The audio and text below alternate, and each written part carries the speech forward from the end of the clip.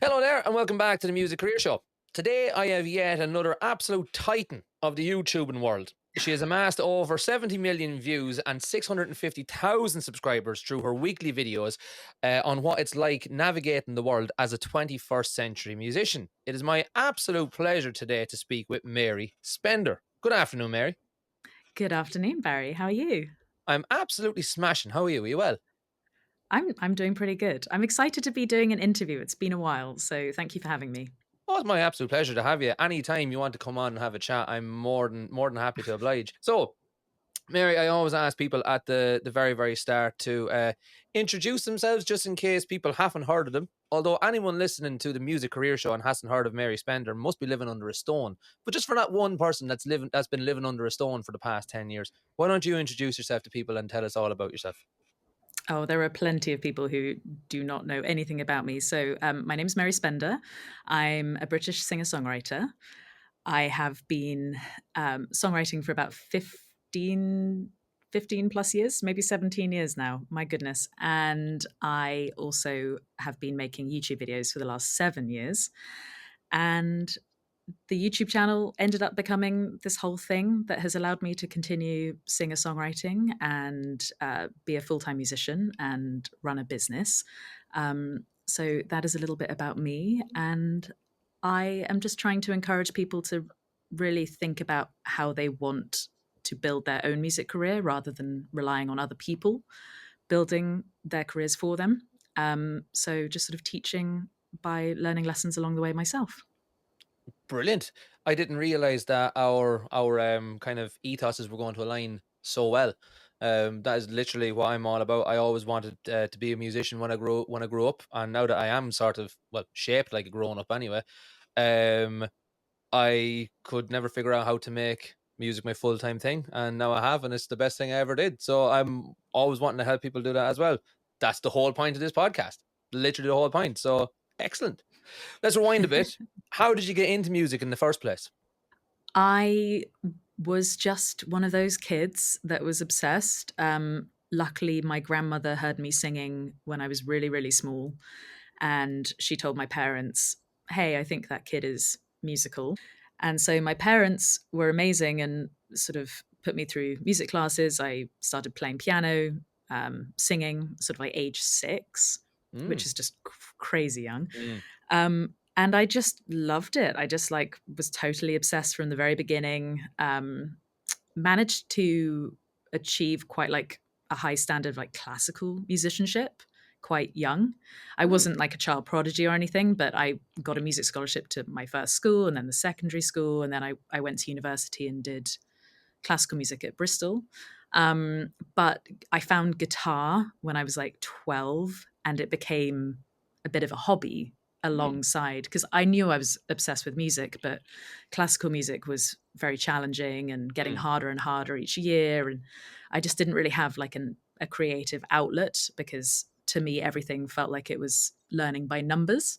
Mhm. So I started writing songs by the age of 15. And then, yeah, I knew immediately that I wanted to be in a band or I wanted to be up on stage singing my own material. And yeah, now I'm luckily still doing it in my early 30s.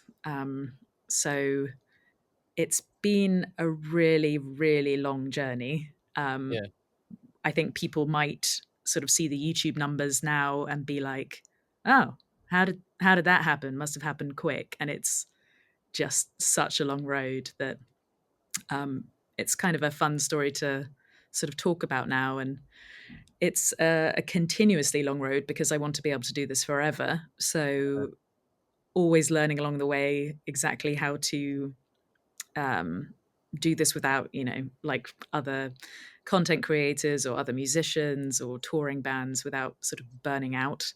of course. Um, so yeah, so that's kind of how I got into it and where I'm at now. And look at you now. Excellent. I'm really eager to get dug into all of that stuff. You mentioned something there about like when you were young and you were learning all the classical music and it was like learning my numbers and stuff like that. And then you got into guitar as like sort of a hobby. So where am I trying to go with this?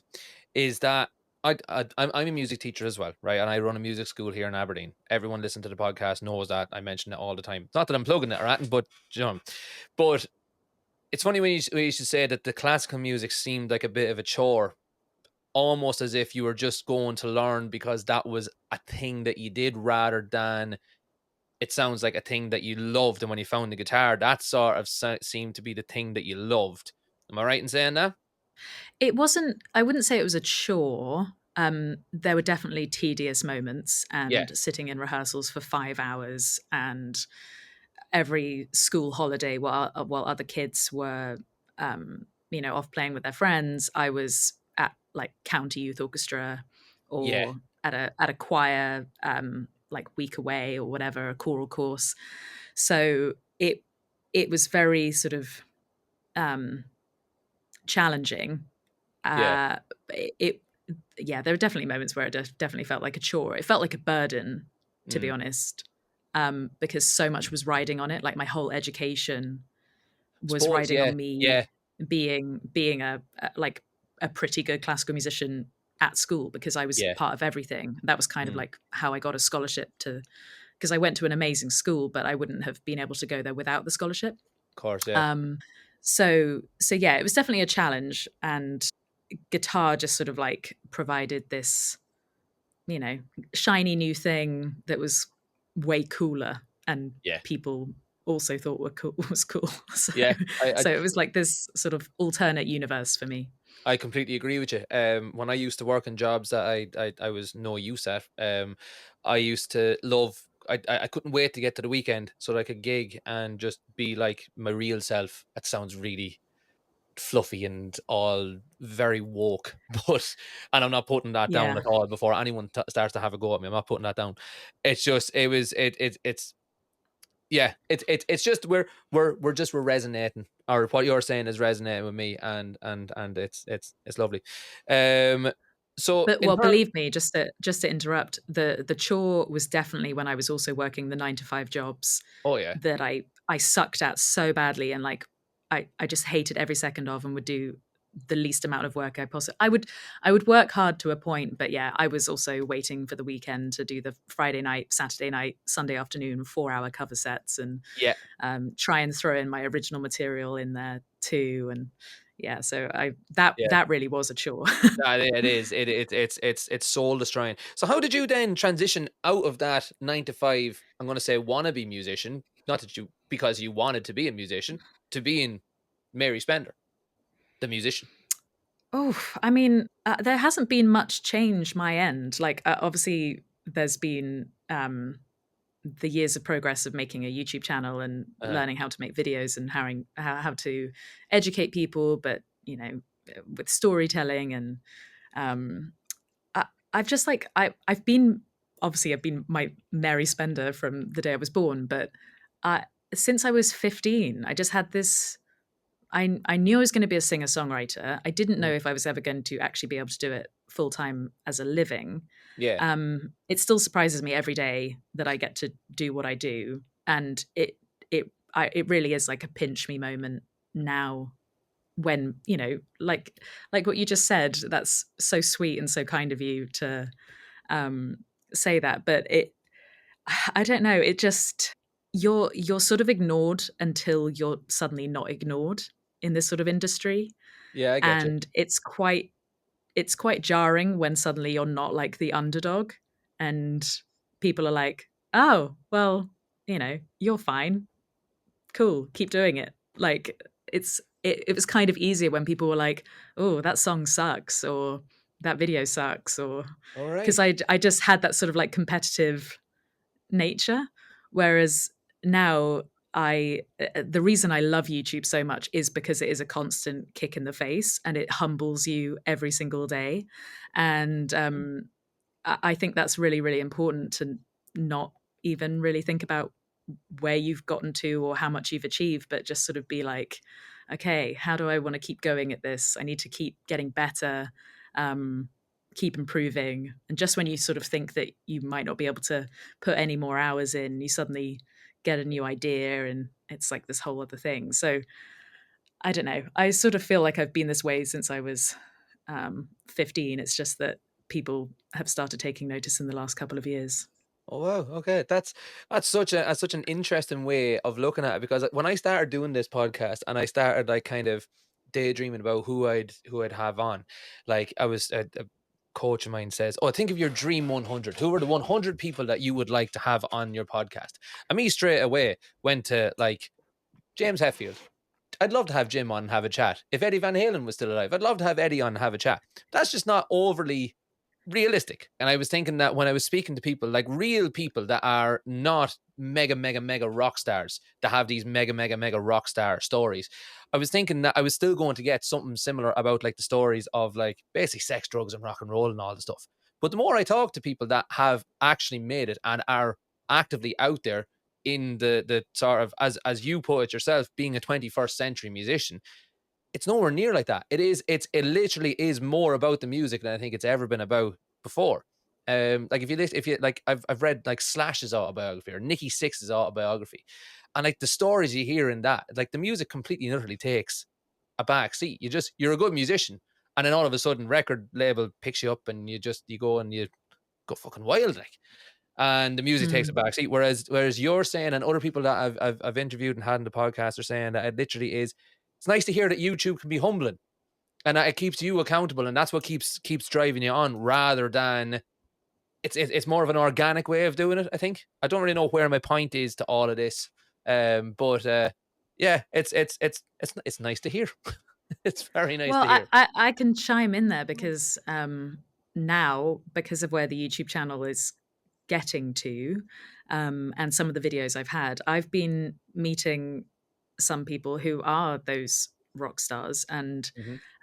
I can't tell you it feels so strange to me because I sort of thought, oh, once you get to know those people, then um, you sort of like forget about everyone else. I know that sounds really awful to. I'm going to try and put it this in a No, I good get way, you. but like I get you. you're sort of like, okay, once you're in that scene, and then you meet those people, and they're really the successful ones in this generation, maybe not Uh, necessarily in past generations, are really humble, are really kind human beings. And to be Yeah, honest, the people who are at the top of the music industry now, bar a few, obviously there are always, some troublemakers. They're successful for a reason because people like working with them yeah, and they are on time and they get out of bed and they um they just work at their craft all the time. And it almost like makes me relieved just to know they're just like us. And yeah, it just comes from years and years of idolizing these people, which now people are cottoning on to. Yeah, they're just normal human beings. Like they have to, you know, they have to shower every day, yeah, they have to get themselves dressed. yeah. Like I know. there are so many things about their day that's so normal. And Yeah, then yeah, they do get to go on stage and play in front of stadiums, but then they come off stage and they have to be normal again. yeah, You can't just walk around with that ego all the time. So I don't know. There's no difference, and I think people idolizing people less would mm, be way healthier, especially in this sort of social media age of people just thinking everyone else's lives are better than their own. mm, When instead of worrying about that, you should just be concentrating on making your life better and making your life better so that you can make other people's lives better as well around you in your circle. And I remember a piece of advice from, again, he's kind of like a tricky character now in the music industry, but I remember Scooter Braun doing an interview with Gary Vaynerchuk years ago, maybe like 2017. And he did say, don't try and get to someone like him. Like if you're in uh, the music industry now, don't try and seek to sort of get his approval and everything because he's too famous, too successful, but he's also a bit of a dinosaur. uh, And actually, you need to be looking at your circle of friends and be like, who really gets this? Who's actually also working really, really hard? yeah, And I would say for me, the funniest thing about this whole YouTube um, sort of scene is that me and some of these other YouTubers have known each other for a really, really long time now when the numbers were very, very small yeah, and when And to be honest, before the pandemic, YouTube just wasn't taken seriously. Like if you were a YouTuber, then they just didn't even care to talk to you, which was Yeah. fine and like totally understandable at the time. Then the pandemic hit, and the only people who were making like good content were YouTubers because Hmm. no one else knew how to do it. Hmm. And then it sort of like leveled up in the, I'd say more, maybe more the music product industry than maybe like the record label industry. Um, but yeah, all these things have sort of like changed, and then yeah, I look at my circle of friends and I'm like, oh wow, they've all done amazing things, and I can call them. But to Yeah. them, to other people, they're rock stars. Yeah. But to me, they're like normal, humble guys who literally put in the same amount of work that I now do, and run their businesses and play their guitars Yeah. and really just share the love of storytelling about Yeah. music.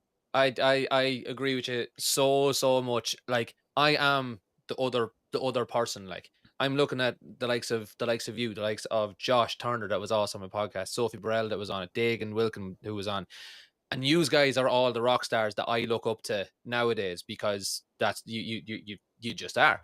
But having spoken to all of you guys, like it's you've got an email address the same as I've got an email address. Do you know what I mean? It's nice. It's so it's weird. It's weird, but it's weird how not weird it is. It's weird how like normal people, and I mean this in the nice way, people like you that have been so successful in this sort of area. I don't even know how to properly phrase this, but you know what I mean. It's so weird how not weird it is and how normal you are, and you are literally just doing a job. Just more people see you doing your job than people see the likes of me doing my job. Yeah, it's just about time as well. Like it's just like who's been doing it longer, who's sticking around. There is a lot of hard work. There's a lot of like behind the scenes that people never realized about YouTube, Mm, um, until they start their own YouTube channel, and then they're suddenly like, "Oh wow, every yeah. week, really, for the rest of my life? Oh my god, no." Um, so it's there's a lot that goes into it, but like it just depends on what you want. And then Yeah. yeah, all these guys are, they're just obsessed with the same thing that I am or you are, and they've just Yeah. been doing it longer. The numbers accumulate, luck happens, Yeah. you know. Yeah. So that's a good point to segue into then. Like, what does it take to manage a YouTube channel of your size? So obviously you've got, like, from what I can see, one of the biggest YouTube channels in the world in terms of as a solo guitar player, whatever niche you want to fit yourself into. You're one of the biggest names in guitaring, YouTubing world. That's not even words, but you know what I mean. Like, so how what like what I'm trying to ask is, like, someone that's aspiring to get to your level, what is required at that level? Not even what's required to get there, but what's required at that level to stay at that level. I would say it's like an accumulation of hard work, and it's not about just working 100 hours a week, and hoping that you can sustain that. It's like putting in the hours, working on whatever it is that is your thing to then make a YouTube video about. So Mhm. if you're a singer-songwriter, you you really need to have dialed that in before starting social media, because I would say a YouTube channel is a distraction. And I would probably say, even starting at 27, when I'd been writing songs for 12 years, I'm obviously very glad that I did start it. But even then, Mm. it was probably like a little bit too soon. Um, but luckily, through it, I've discovered my own sound, and discovered my sort of, I don't know, in a business term, it's like the USP. It's the unique selling Mhm. point of what I do. Yep. And I've also luckily now grown up that I know that there are only so many things I can achieve in this lifetime. So I know what Mhm. not to do as well. And almost like putting limitations on what I know what I want to achieve. So Yes. I'm not going to be an absolute virtuosic guitarist. I don't put in the hours enough. I don't have Yeah. the interest. but I will be an intricate fingerstyle player to accompany myself in songwriting. So I'll still be a guitarist, just with my own voice, you know. Yeah. Um, then it just sort of comes from like, are you actually obsessed? And this has just been a word that I've been thinking about recently because I'm like, oh my God, I actually have sort of had this realization to myself being like, oh, you really cannot stop. That's interesting. um, Yeah. I'm always like thinking up new ideas, and i- it's um, it's a very addictive job as Yeah. well. Providing you don't just sort of completely crash and burn, which so many people do. You know, the buzz of releasing something that you've spent time and effort on and getting immediate feedback is really exhilarating every single time. Yeah. Um, then seeing the rewards of that hard work by like doing a live show and it's selling out, Yeah. which I've never sold out shows. Well, that's a lie. I sold out like one show in 2016 and then started the YouTube channel and then have sold out, you know, a handful of shows now because I don't gig that much because videos take up so much of my time. Yeah. So it's just interesting sort of seeing it trickle into other areas. And what else? Like I mean, the thing for me now, and when people ask me about YouTube and like what it takes to start, I'm literally like, why don't you just make a 10-minute video every week, like same time of day, same day of the week, um, every week for 2 years without expecting to make any money. Hmm. And people are like, nah, sounds like a lot of work. And I'm Yeah. like, that's what I did. That's what so many of my friends did. Um, and then we've gone through this, like, I'd almost say like this crazy phenomenon of the pandemic and people watching YouTube all day, every day and Hmm. wanting to learn guitar. So even now to build a YouTube channel, like I'm a dinosaur. I don't know how to start from zero now. Um, but all I can say is like, if you have the resilience to last 2 years Yeah. of weekly uploads, I bet within the 2 years you'll have like worked on your craft, worked on how to make a YouTube channel. If you're looking at analytics, you're looking at comments, really sort of like dialing it in, you'll have some kind of success. I can't personally guarantee what that is. Just Yeah. like no one in the music industry has ever been able to guarantee anyone's success, even No, when millions of dollars have been thrown at them from a record label standpoint, you know? that's true. But at least this is like zero cost of entry and you own 100% of your rights. So so yeah, it's a lot. Like every time, even people who are existing content creators and then they're Hmm. like they're on different platforms and they're trying to break into YouTube. I There aren't many of my friends that have really stuck at it, even though they already have all the talent, they already have Yeah. all the tools needed, the recording gear, the cameras. Going back to something you said earlier, where you're like, um, there there are so many like level playing fields that I'm thinking of now as well. Like if you look at the phone you have, Uh-huh. that phone is probably also in the hands of like a billionaire or like the most successful people in the world. Yeah. So we all have the same phone now. We all Yeah. have like the same computers. Yeah. Um, so there's like an equalization, which obviously some people can afford that easily. Other people strive to afford it. Yeah. Um, but you can run a YouTube channel from your phone. So there's sort of like no excuse other than, do you actually really want to be doing it for for your career, you Yeah. know? I know If what you you mean. if it you have to just be honest with yourself. Yeah. Yeah, I did that's another point that I always bring up on the podcast is that when you and me were learning to play guitar and learning and trying to figure out how what am I going to be when we grow up, you probably wanted to be the same as me. You probably wanted to be a rock star, but that nowadays does not mean like I said, passing out in the back of a Rolls Royce with a bottle of Jack Daniels. That just doesn't exist anymore. Whereas that was what I thought a rock star was. Whereas nowadays, like I said, I'm literally talking to you in my shed with Wi-Fi that obviously doesn't work.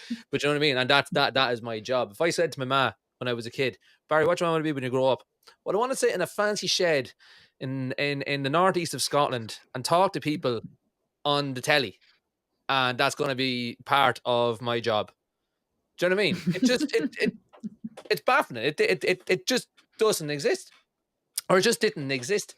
And I'm seeing that Yeah, with my same with here. yeah, well, I'm seeing that with my podcast, is that it's the only thing I've ever done consistently. I've tried YouTube so many times, and it's just it's the lack of it's not the lack of want for consistency. It's a little bit of a lack of a kick in the arse every week, but it's very it's so it's like you were saying, you have to do it every week for 2 years and just expect nothing and hope for the best. Yeah. And I'm seeing that with my podcast. This podcast is doing really, really well, because I'm so consistent with it and every single week. Um, but then it's not actually, this is the next point I was going to bring up, was that for me to do the podcast, there's not a whole lot of preparation that I need to do. I need to find a guest that I want to speak to, and I 9 times out of 10, unless I get a referral, I'll know exactly who that person is. Like for you, doing the talking points was easy because I know all about you. I've followed you for years. For most of the guests, I've followed them for years. I know exactly all about them. I know exactly what I want to talk to them about. But for a YouTube channel that's just you need to come up with all the ideas. You need to know what you're going to talk about. So me genuinely asking you, how do you know how do you know what to do? How do you know what videos to make? How do you know what, when you're starting out? How do you know what you're going to fill those 2 years worth of potentially not non-gore videos? How do you know what to make?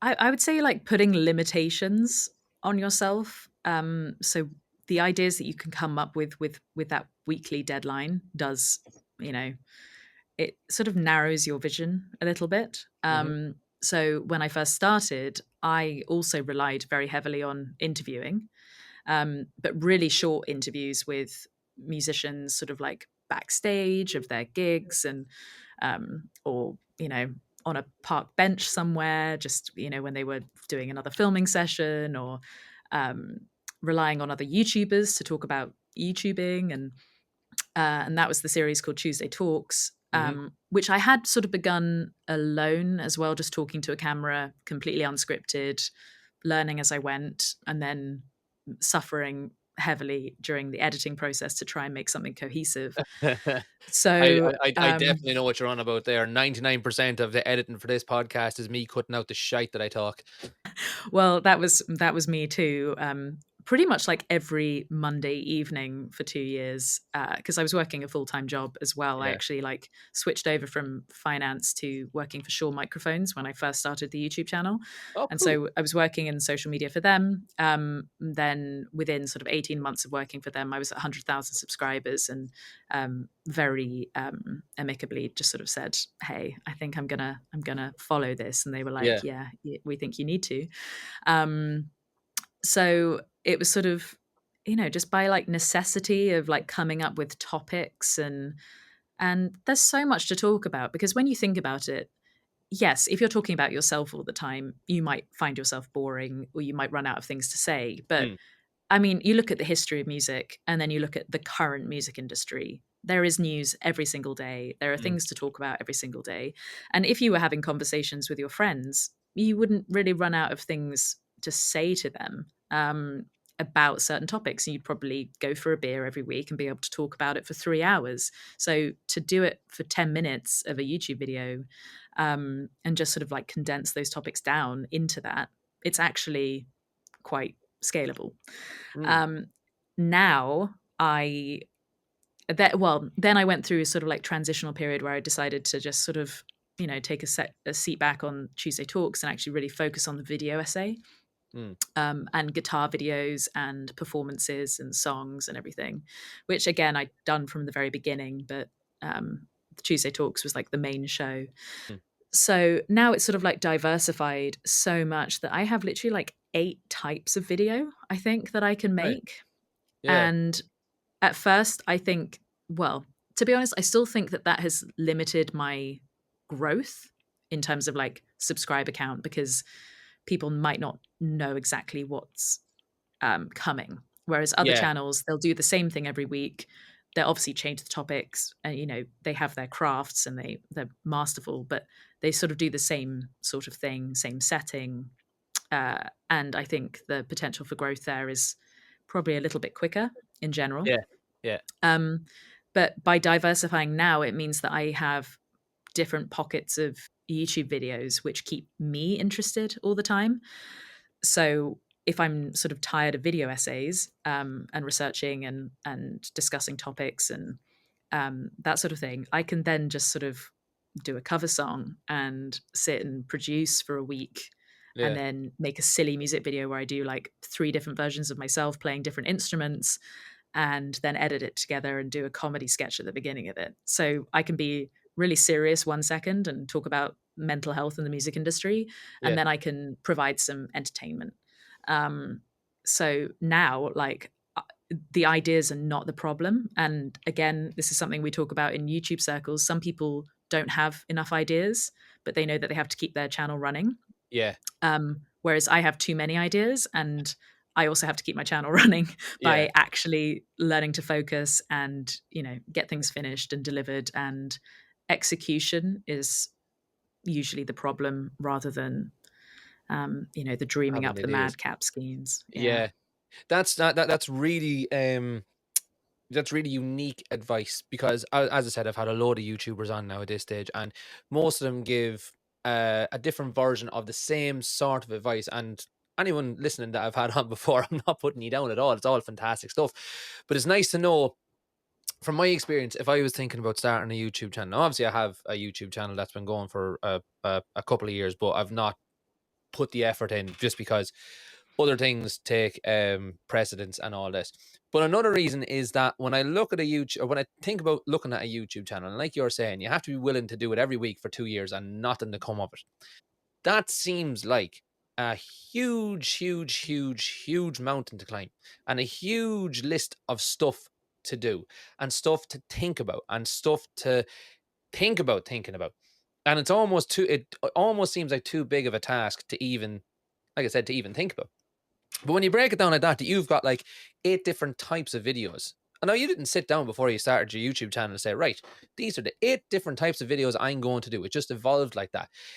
I think that makes it that little bit more accessible for someone that's starting out nowadays. Even someone that's starting out nowadays in like the TikTok generation, where YouTube is sort of, I don't know, maybe you'd know a bit better whether YouTube is suffering or not. But I know myself, the way I consume content has definitely changed since TikTok has come out. But knowing that there isn't just the one way. It doesn't have to be, if you're a drummer, you do drum videos and that's all you do. You can also go and have a walk around your local area and talk about things that you like to talk about. You can have a bit of your own personal brand in there. Um, it's funny you mentioned things like USP, and you're just talking very business like. It's like that say, like I run a business. My business is my music school. You run a business. Your business is you as a musician. It's just different products that we're selling, but fundamentally it's pretty much the same thing. But um, I totally talked myself out of my point there. But anyway, I'm sure I'm sure there was some wisdom in there anyway. Yeah, I think what I was saying was that just that it's nice to know that it is that little bit more accessible and really not as big of a to-do list as I think some other people would think it might be starting out. I hope to God there's some coherent advice in there. No, well, it is overwhelming, and I would actually say it still is overwhelming for even me, All right. but because of all those ideas, like, there are so many things that I want to start, and I think a lot of people can resonate with this, especially if you're a musician, and then if you're like a multi instrumentalist. There's always probably been a challenge where you're like, well, maybe if I just focused on the guitar and wasn't obsessed with also playing piano and learning how to sing, and then messing around on the drums and learning bass, and then learning how to record myself, and then learning mixing, and Mm, then starting to get into cameras, and then learning how to film yourself, and then learning how to edit, then maybe I'd be an amazing guitarist if I just focused on guitar. mm, But what I realized after like a lot of years beating myself up about like not being great at any one instrument, um, I was like, I've never been that way. Like since I was 6 years old, I've been playing multiple things. I've been obsessed about one thing 1 second, and then obsessed about another mhm, thing. And it's just like the fact that I know that I'm that way over the years, that all equates to a lot of hours on each individual thing. It's just like you're not going to be good instantly. Mm, Um, so even now, 7 years in, like the videos I'm making now are really high quality and I'm really mm, proud of them. yeah, But it wasn't that long ago that I was making terrible looking videos and getting the color grading wrong and the lighting wrong and the audio wrong. Like it wasn't really that long ago in the grand scheme of things. Now I just know what to avoid and yeah, how to do it better. So it's just like chipping away and it's just brick by brick. And, you know, if you do look at the big picture, it will overwhelm you and you'll hide away and you'll cry. But if you just start chipping away and you're like, well, I just need to look at this YouTube thing because, yeah, even in the world of TikTok now, you know, TikTok is great, it's entertaining. But people, if you're a musician on there, you're not earning that much income from it. yeah, Especially if you're doing other people's material. Yeah, you might be building an audience, but are they a loyal audience? Are they your mm, 1,000 true fans? mm-hmm, I'm not sure people are really thinking that way. yeah, So even if you have 1 million followers on TikTok, can you get 1,000 people to buy one thing of yours? mm-hmm, I don't know because I don't know those people, but I would love to hear those sorts of stories that there are TikTokers out there who are really like building their own businesses, making their own email lists, you know, that sort of thing. mm-hmm, Whereas I think the beauty of YouTube is that YouTube is part of Google. Google are doing great. mm-hmm, They will keep innovating. They have enough money in the bank to keep protecting their products. mm-hmm, Yeah, they'll get distracted by shorts. Yeah, they'll put that on the home feed. They want people to stay on their platform for as long as possible, and then they want to sell advertising. But long form content, I don't think will die. It might definitely be not as popular, but to be honest, the people who are watching the short videos probably weren't watching the long form videos all that much anyway. Like I don't know. I can't speak for everyone obviously, mm, but it's just sort of looking like what do you watch? What do you consume? How do you consume it? And then knowing that there are still people out there who aren't on TikTok. Like I've got a TikTok account, but I don't post any videos on there because I know what I'm good at and what I'm not good at, and I'm not good at short form content, and that's just from years of practicing long form content. yeah, So I almost need to start from zero and expect to have, you know, probably 1,000 kicks in the face, and have 1,000 failed videos on TikTok before I even know how to make a TikTok video, you know? So it's not something I'm shying away from in general. It's just at the moment, I don't have enough time for that or the desire for that. yeah, And again, just knowing your strengths, knowing your weaknesses, self analyzing, and really just watching what you do yourself is the biggest signal as to whether or not you're going to have success in any industry. So so yeah. yeah. Good stuff. Yep. As I said at the start, our ethos and our outlook and everything is so aligned. It's in some ways like talking to myself. That sounds weird, but Ah. you know what I mean. Well, It's that's all I do for my YouTube channel anyway. That's how it started. I was literally like thinking to myself and talking out loud in my yeah, kitchen in Bristol in 2017. And I was like, do you know what? I'm going to put a camera down and just yeah. speak out loud and film this. And that was literally my first video. Great. Do you know what? I make a great point there. Yes, I think I'll tell everybody about it. Fantastic. Love it. I know So the ego behind that is just hilarious as well. I think yeah, about it now. I'm like no, embarrassed, but yeah, hey, it worked out. I know where you're coming from. I know 100% where you're coming from. And these things, there has to be ego is always portrayed in a negative context. And it's not all ego is negative. You do have to have something about it that says, no, actually, fuck it. I did make a good point there. That is a really good point, and that's really helpful. And someone else in my situation 6 months ago would find that really, really useful.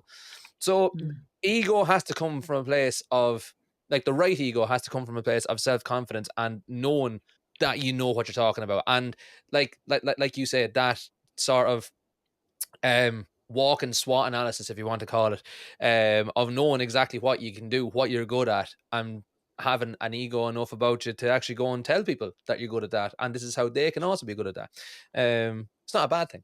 So in that same vein, this conversation is flowing fantastically. It's literally like going from talking point to talking point flawlessly. It's where I planned it, or it's where we planned it. But anyway, so you're talking about knowing what you're at, and I know you speak about like kind of cutting out the middleman in terms of like publishing your own music. How does someone go about publishing their own music? Because I know you do it. How do you do it? Well, I have been releasing music through um, DistroKid. Before that, it was CD Baby. I Mhm, think before that, it was TuneCore. So I've sort of like used all the platforms that are still all equally as good as each other now, I think. Um, the thing that I've found with streaming is that I'm, again, not very popular on Spotify in comparison to the size of the YouTube channel. Again, mm, I, knowing my strengths, I'm not uploading to mess with the algorithm that other artists might be. And, I think it's like 60,000 tracks are uploaded a day on Spotify. oh wow. But with just audio and not much personality behind it, I think it's quite hard to be heard. So with streaming, I have a I know the necessity behind it, and I listen to Spotify all day, every day, and Yeah. Apple Music. Who I just realized I was like, well, if I put my records out from now on, the ones that I'm really spending a lot of time and money on, um, if I put them out on streaming, I'm not going to see much return. And I don't want to sound like a business, but I also have to think like a business, just like the whole Hmm. music industry does.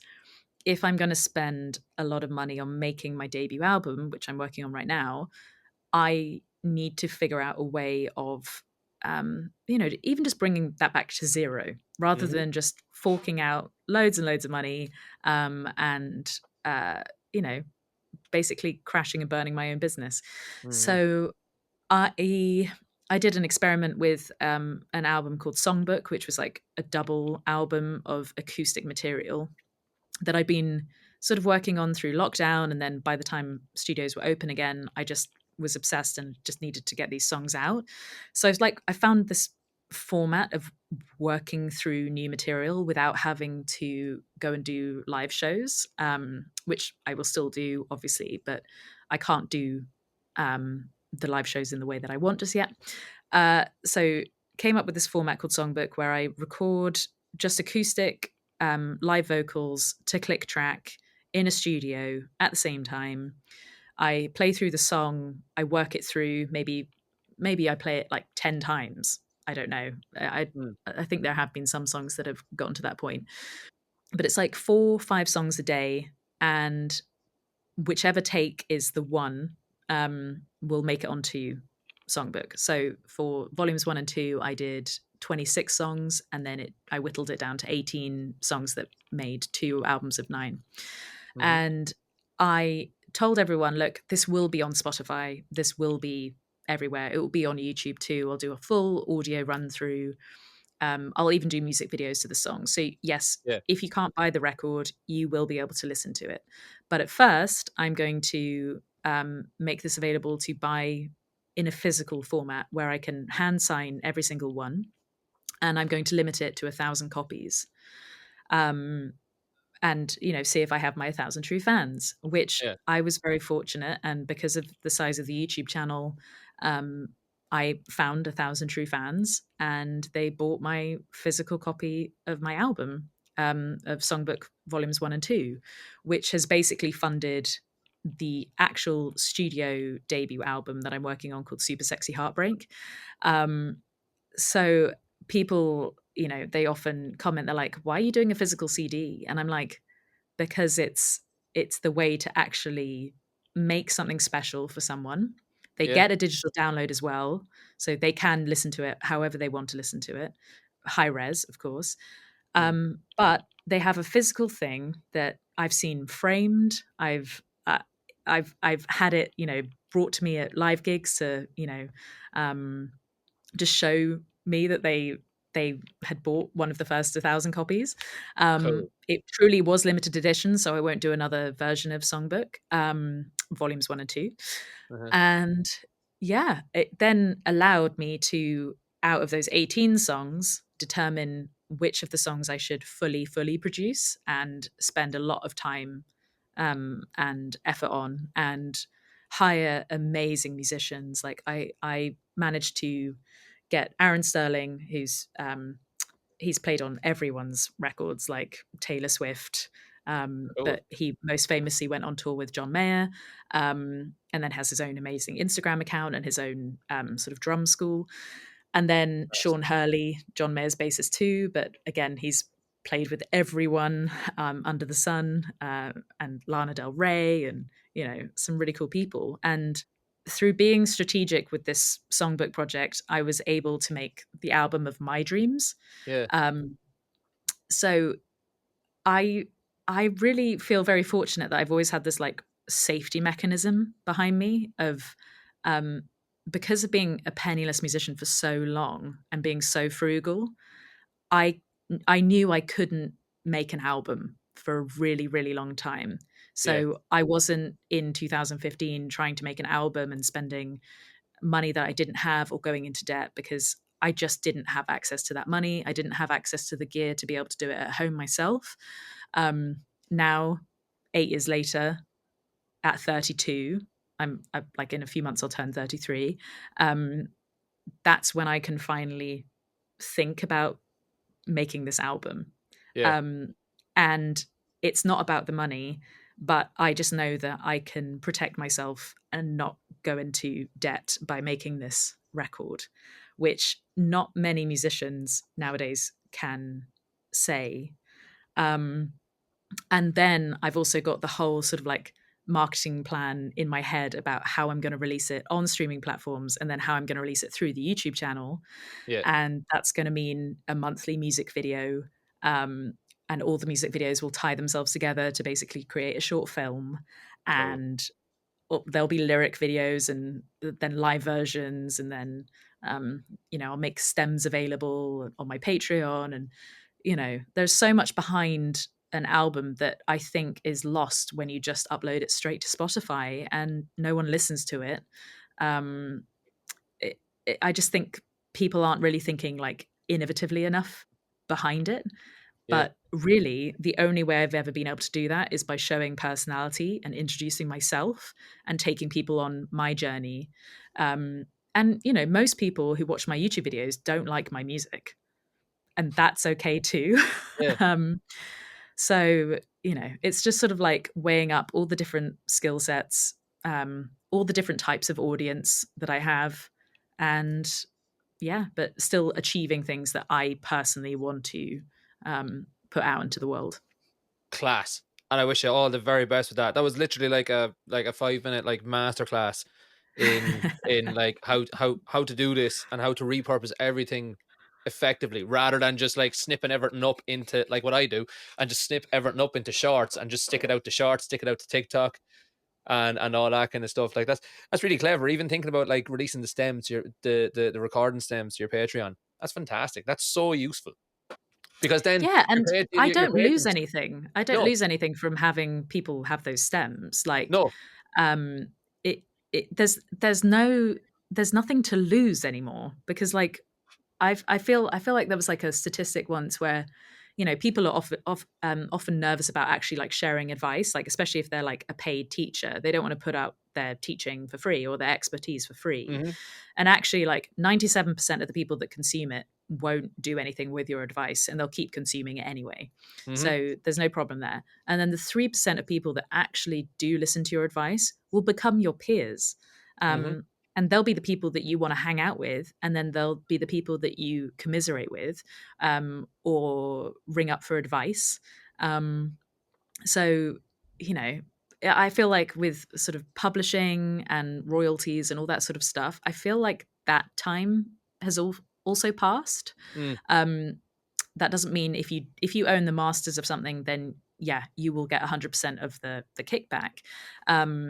But if you're just expecting people to stream something and then get the pennies in return, it's not gonna support your business. So you have to really think about it. You also have to be kind of cutthroat with your audience as well. And like I get asked um, about vinyl all the time, Yeah. and the thing for me is like, yeah, I love a vinyl record, but actually they're really expensive to make. They're really fragile. Yeah. They scratch easily. Not everyone has a vinyl player in the first place, Yeah. and you have to get your whole album remastered, and then the the delay times on actually getting them made are huge. So Right. how possible is it to, sell 1,000 copies of vinyl? Definitely Yeah. not as easy as selling 1,000 CDs that are a lot easier to package and Yeah. a higher quality, and then are also safer. So so yeah, so there we go. There's another rant for you. No, I love it because I was going to ask you if you were going to release it on vinyl because I I literally will. you The will. thing is, I will. I Okay. will. I'm just making sure that people buy the CD first. Okay. Fair enough. What about And if cassette? they want to hold out, they can hold out. But cassette, I'm not that interested in, simply because I haven't like gone back into cassettes after ditching cassettes from, I Yeah. don't know, the age of 15 and remembering just Yeah. like how annoying they were. So Yeah. yeah, they might be a novelty thing where it might be like, hey, just like with vinyl, like maybe I'll try and do a limited run and just say, hey, it's going to take 6 months. If you can wait 6 months, Yeah. then put in your pre-order now. Um, Yeah. but but yeah, same with tapes. Like, love the idea, but Yeah. again, will anyone actually buy them? I don't know. I would 100% buy it. I'm an absolute like weirdo for all that sort of old stuff. I saw a TikTok recently of someone listening to Metallica's new album on a cassette, and I was like, that's the best thing I've ever seen. It's absolutely fantastic. It made me so happy. I one time put up a video on Instagram like 5 6 years ago of me listening to oh my god, what is the name of the album? By Billy Joel. It has Vienna on it. I was listening to Vienna by Billy Joel on The Stranger. That's the name of the album. And I had it on cassette. I went through this weird phase of buying every single album I've ever owned on cassette and on vinyl. So I've got like all the Van Halen albums like 4 times, just because I don't know why. Okay. But I was listening to it, and then Billy Joel's guitarist liked it, and I was like, oh, so yeah, cassette. No, don't bother with cassette unless you really, really want. Unless you wanted to make like a really just like one off limited edition for me, I'd buy it. 100%, I'd buy it. Okay. But yeah, you mentioned there about working on like different things. Like obviously, there's more that comes with this job than just being able to play guitar. You have to be able to produce yourself. You have to be able to know how to record yourself. You have to know yada yada yada yada yada yada yada. You were recently working with Apple on their new Logic for iPad. Is that right? Yeah. How did that come about? Because that is really impressive. Um, well, I can't say I actually had anything to do with the programming. They were very sweet, and they got in touch a few months before the launch, and they said, "Hey, we think you'd be interested in knowing that this is happening. Would you like to sort of like collaborate with us, basically?"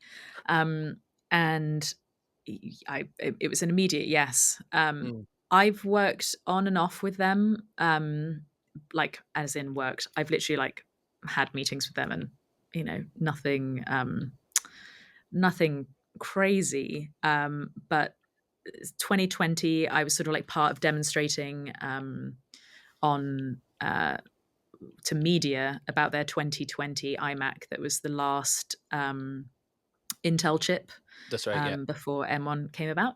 Mhm. And I just made friends with them. They'd seen some videos, they saw me using Logic then. I also use Ableton and have done like most of my most recent production work on Ableton. But Logic, I still use that every day for voiceover stuff and Yeah. other quick bits. But on iPad, I was like, okay, this is kind of built for me because I'm not a full time producer. I'm not living in a door. I am making videos and writing songs. I do production work on some of my silly videos where I'm, doing the 3 piece or doing cover songs or whatever. But I'm not, I wouldn't produce an artist for their album or anything like that. Mm. So when they said, "Hey, it's going to be on iPad," I was like, "Well, that's Handy. very accessible for the modern musician, Yeah. and that's accessible for someone like me who I don't need to produce in a I don't know how to describe it, but, like, I want to get ideas down, and I Yeah. want to have fun, and I Yeah. want to, like, bring the fun back into my production work Yeah. because I can get bogged down in being at a desk, being all technical, not really knowing, um, the best compression or not really being interested in learning about EQing and all this sort of stuff. Like, Yeah. I definitely know what sounds good, but I Yeah. can't, you know. So Yeah. I even got my friend Rachel to teach me everything about Ableton and about how to do that, and that sort of brought the fun back into producing for me. But yeah, they got in touch in March, and then I was most recently just out in LA for NAM, so got to just sort of like hang out with them and help launch Final Cut Pro and Logic Pro for iPad, um, and just get to sort of tell a story by making a YouTube video about what I'd learned and my honest opinion on it, and how I'm I'm sort of like excited and then also really nervous and then also really jealous of musicians who are teenagers right now, and Yeah. have access to an iPad and now have access to Logic, which obviously Mhm. for us was a one-time fee that was quite expensive, and is now like, subscription and really affordable, literally Yeah. like the price of a coffee. And I'm a bit scared at like how crazy amazing they're going to be because it's all just touch, it's all at your fingertips. Um, Software companies who make plugins will catch up to making plugins for iPad, so that will come about. But already in the software, there's unlimited stuff already. Yeah. They're utilizing machine learning already.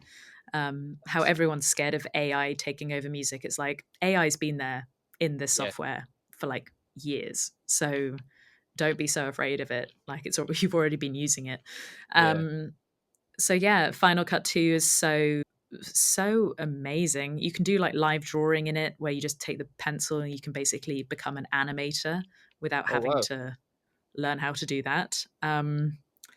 So yeah, I'm kind of annoyed at them. I even said this to their faces, because I was like, I've put some ideas on hold because of the limitations of like having to be at my desk and or having to carry even a laptop around. Yeah. Um, and one of the ideas I have is like going on like an epic cycle journey. I don't know, just because I like cycling. Why not? And now with an iPhone and an iPad, um, I I can go and make films anywhere, and that's Class. kind of terrifying. Yeah.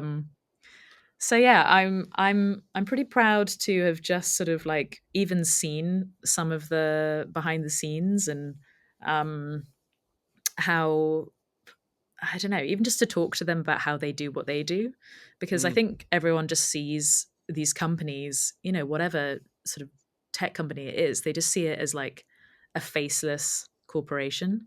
Mhm. And actually there are people behind behind Google, behind um uh well, particularly YouTube that I know of, then Apple, and then all these other tech businesses that are just really excitable nerds who are Yeah. making amazing things. And they are having to go through so much like experimentation and trial and error to deliver these things that literally change the game for us. Like Yeah. I remember even just like 5 years ago, technology slowed me down, and now You can't I keep up. can't work quick enough. No. Yeah. And I don't think people even really realize like it, even internet speed. Although yeah, we had troubles earlier, but Mhm. like the fact that you can have 1 gig up, 1 gig down somewhere in the Yeah. world. Um, like 5 years ago, no, I'd say even 3 years ago, I had like 15 megabits, Yeah. megabits or megabytes. Why Megabits. can I I think not it's even megabits. I never know. I megabits? never know. Yeah. um, 15 up, 15 down. So uploading a 10-minute video or even like a 45-minute interview Yeah. was incredibly painful Mhm. and slow. Um, even like the rendering that used to happen, then I Yeah. obviously switched to Final Cut and exporting and all these sorts of things. Like, just it's so quick now. Yeah, it's instant. It's instant, and it's honestly like absolutely incredible that you can just think up an idea, make a video about it, and publish it in the same day, Yeah. and without too much like trouble. No. So yeah, no one has an excuse. Everyone needs to go. Everyone needs to go and make a video a day. That's what I'm going to tell them. No, I'm joking. I'm joking. But there you go. Yeah, no, I couldn't agree with you more about that point about like terrified of what the kids nowadays are going to be doing. The kids nowadays, do you hear the two of us? Honest to God, you swear we were 90. But like, I totally get you. You see kids on like on YouTube, on TikTok, online, everywhere, like just blisteringly good musicians. Like even things like I'm a big nerd when it comes to Nintendo, and I love like I've been playing the new Zelda game, and my TikTok is full of the new Zelda game, and people it's only been out like a fortnight. And people have already cleared it like a million percent 10 times and they're speed running it and they're coming up with new glitches for like duplicating things and stuff. And I'm like, how? Like, how the fuck? Like, I grew up playing Spyro the Dragon and I was delighted. Do you know what I mean? It was just so simple. Whereas nowadays, people have everything sussed before it's ever even become a thing. The same with music, same with absolutely everything, it seems. You mentioned your interviews there.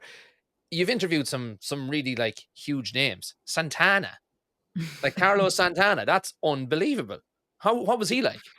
He was an absolute sweetheart. I didn't Yeah. get a crazy amount of time with him because it was backstage at NAM, but he was very sweet. Yeah, he was very How kind, and how how how do you go about actually getting to interview Santana?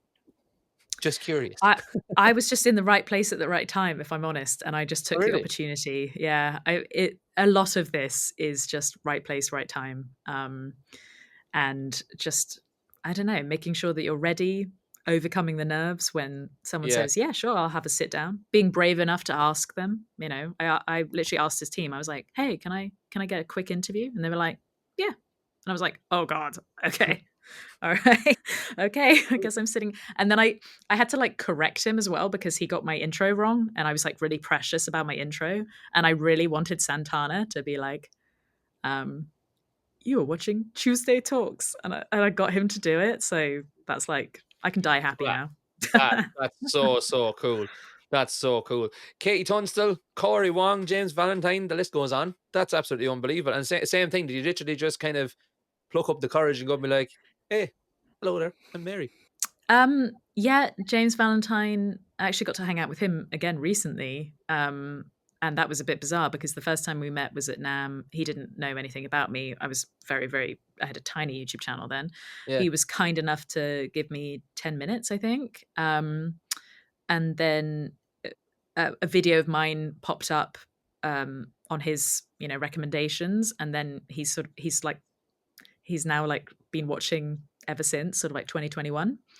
wow. Um, so that's been pretty cool. And then just like got to hang out with him. That was weird, very surreal because like his guitar playing is probably like in my growth as a musician actually some of the most important. Like I whine on about John Mayer being important, but he was so much later. I found him when I was like 18, 19. Right. Um, whereas James Valentine, like Maroon 5 to me, I think I played She Will Be Loved at a talent show when I was literally like 14. Yeah, that sounds about So, right. and then also he has contributed guitars to John Mayer's albums. So all the other albums that I was obsessed with, like it's like him and James, they're friends. So, Yeah, um, yeah, Katie Tunstall, huge, huge impact on me. Um, More recently, I got to interview Norina Paolo, who I don't know how many people, if they know her, they love her.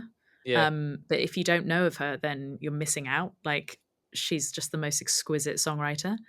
Um, and those women, to me, they were just forces, and their performances and their live show and their musicality and their lyrics just absolutely. I'm in their shadows, So yeah, it's the interview thing. I love doing it. I'm it's I'm trying to always figure out ways how to like make it um beneficial to both parties, Yeah, because like my long form interviews on my channel after the pandemic don't really get seen, yeah. which is fine. Always willing to experiment, um, but when I do like a proper sort of, we're trying to learn how to basically do documentary interviews, Mhm. and then taking snippets of the very long form interview, which will be hosted somewhere, but then cutting it up and putting it into a video essay. So with Narina, we managed to get her talking in, I think it was called the future of music, and sort of like my predictions for where the music industry will go. And she had Cool. some really nice insight about that. And then that video, got over 100,000 views and sort of like sort of lifts everyone up. So Yeah. yeah, trying to innovate on that side too. That's so cool. That's really, really cool. That makes me feel like so kind of like I'm only scratching. Well, what we're doing here is literally only scratching the surface of what can be done. Because it's like you're saying, the interview videos, they don't really get seen as much as they probably should have. You said about Katie Tunstall there. I remember the first time I ever saw Katie Tunstall in in any capacity. She was doing a cover of "I Want You Back" by by the Oh, Jackson Five, I and to know this that day, arrangement is ridiculous, it's ridiculous. fabulous. That is the version that I know, and it's always been the version that I've always known. That's if I ever It's play the it, I version I learnt too. yeah. I It's the think one I that played at cover shows. it's so good. It's fantastic. She was so cool back in the day. Still so cool. I saw her. When did I see her? Last year. I think I saw her last year. She was supporting the Stereophonics at the P&J Live, which is literally just across the road from my house here in Aberdeen. And yeah, she was supporting the Stereophonics, and she'd done a Stereophonics song, and she was like, "I'm being really cheeky here, but I'm going to do a song by the Stereophonics," and she nearly did it better than they did. It was so cool. She is absolutely class. She's so badass. I love her. It's absolutely fantastic. So, Mary, listen, we've talked for ages here, and it's all been fantastic stuff. What is next for you? I know you've got your album. You can pre-order that. Where can you pre-order your album?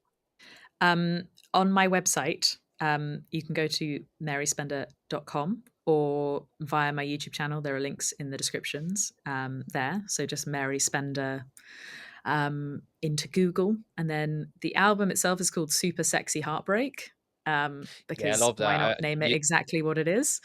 Exactly. And yeah, the CD will obviously come with digital download, and it will be shipping in October. So I know that at the moment, we're recording this in May, end of May. It's a long wait, but it'll be worth it. Absolutely. Super sexy heartbreak. I love that. You mentioned that earlier on, and I was like, that's just class. It's like, yeah, yeah. Everyone should call their album something so cool. Like Tenacious D, they had a song called like Master Exploder, because that just sounds it's like the most cool you can make something. It's class. But other than your album, then what else? Have you got anything that you're working on at the moment, or what's next for you? Always working on YouTube videos. So we have some videos coming out that I'm really excited about. But yeah, I mean, the album is definitely, we're just mixing at the moment. So that is also a priority, whilst Hmm. also delivering YouTube videos. Hmm. I have a course site, developing a few other courses. And then I'm just trying to really work on this music video idea. I'm going to film in August, and then edit in September. But it's going to be a bit of a departure from my other Yeah, music videos. So it's going to be a much bigger project and yeah, requires a lot of planning. It's like basically filming a movie. yeah. And talking of movies, I did just have a animated movie come out that I voiced a character in that I'm actually just about to upload a video about on my YouTube channel. No way. So yeah, I got to do that cool stuff too.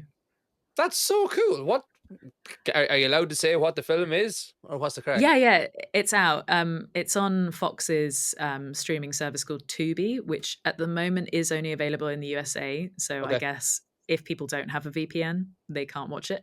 Yeah. If they're anywhere else. But it's called Pastocalypse, and it's like an animated pasta version of The Walking Dead. And I play a character called Mary, and I did audition for the part as well, but I have worked with the creator before, so he kind of like it was either going to be really, really embarrassing or like completely great that I either didn't get the part or luckily ended up getting the part. Yeah. Um, and yeah, I just did some voiceover acting. And I've worked with him before on a Cartoon Network TV series. Yeah. So it was just, yeah, Wow. it's just a very surreal thing to be part of, obviously, and is so out of my wheelhouse and so out of my hands as well in terms of the finished product. There are so many other talented people that are part of that. Um, that yeah, I just get to play this fun character and be a badass. Did you say pasta? As in like pasta, like spaghetti? Yeah, it's called Pastocalypse. Yeah, Right. I like wasn't sure if there's I'd a misheard pasta, but no. like it's it's it's it's entertaining. That's what I will say. it sounds well, when you were saying that you were auditioning for it, it sounds like you were born to play the role of Mary the pasta. Well, I'm not a pasta, sadly. All I'm right. actually a human. Oh, There's a gluten ban, and then there's a transformation that happens. I won't give too much away, but yeah, I'm one of the last few humans, and I'm just trying to keep myself and my friends alive, basically. I'm imagining. Do you remember Sausage Party from about 10 years ago? Yeah, I do. It's not quite as rude as that, but it No, definitely has a bit of swearing in it. okay, fair enough. Right, yeah. Of all the things I thought we were going to talk about today, that is definitely not one of them. Mary Spender was in the pasta apocalypse, and that's going to be the name of the episode. It's going to be something along the lines of the pasta apocalypse with Mary Spender. So that's going to be no one's going to know what the fuck that's about. But anyway, fair enough. Well, it sounds like you're absolutely flat out, and I wish you all the very best of success with absolutely everything you're doing. Let's jump into Thank a quick you. fire round here now, and let's just lighten up the mood in case a pasta apocalypse didn't. um, Fair enough. So, as I always say, quick fire round, just a bit of crack at the end before we finish up. So, here's one for you that I think is quite fitting given what we were just speaking about. What is the most adventurous thing that you've ever done?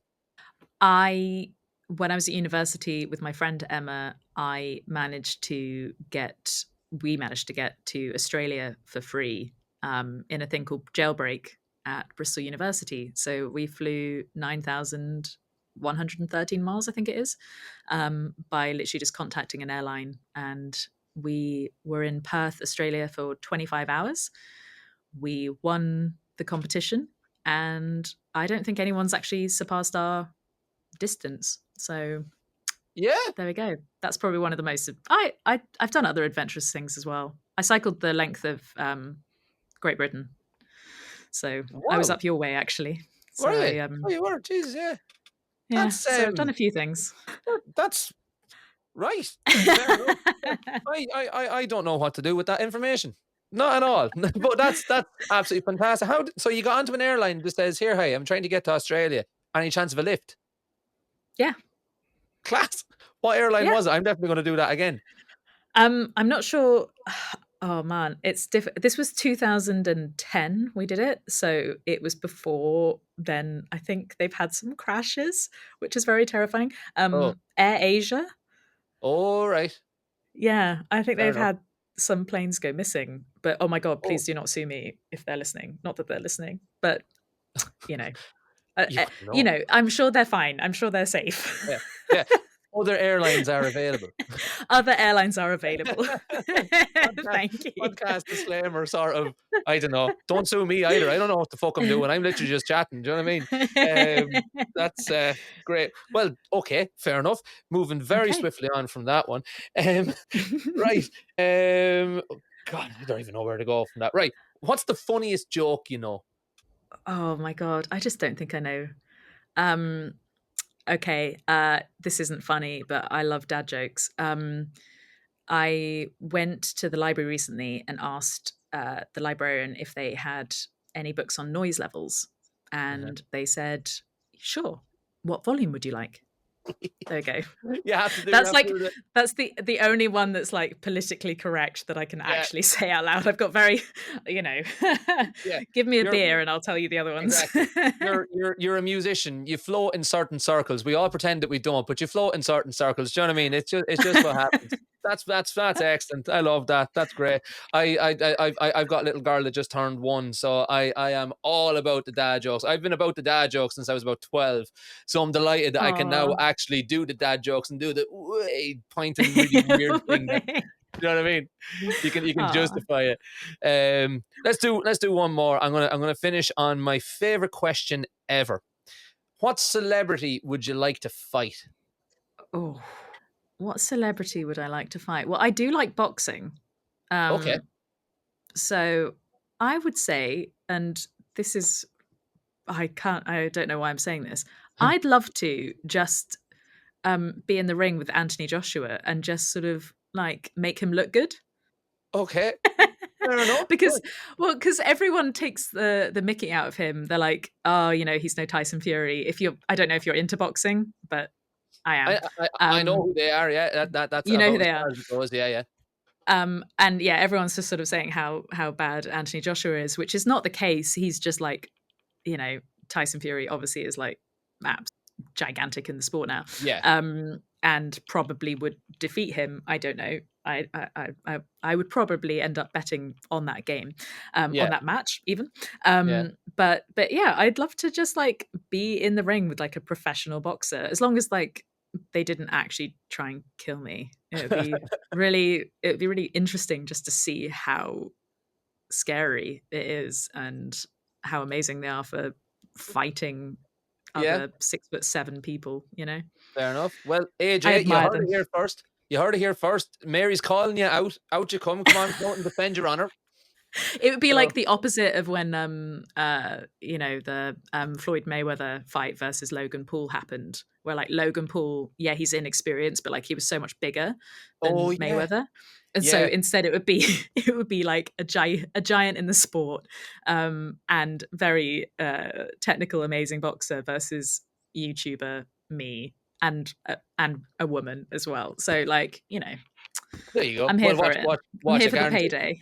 Well, look, watch. Imagine now when this episode comes out and you share it on Instagram, and Anthony Joshua, as it turns out, is a huge Mary Spender fan. And he's like, "What the fuck? What have I done?" I don't think he has time. I don't think he has time for that. You wouldn't know. You never know. Mary, let's leave it there before we wrap up really, really quick. Where can people find you online? As I said at the start, if people don't know where to find you online, they must be living underneath a stone. But just for that one little fella that's living underneath is happy little stone, little Patrick Star living underneath his stone. Where can he find you if he doesn't know where to find you? Just go to Google, type in Mary Spender, Spender, and I have a YouTube channel, and I have all the other social media links and a website, and you can find everything there. Mary, you're my absolute hero. I want to be just like you when you grow up. When I grow up, in fact. So thanks so much for coming on today. Oh, thank you very much for having me. It was a joy.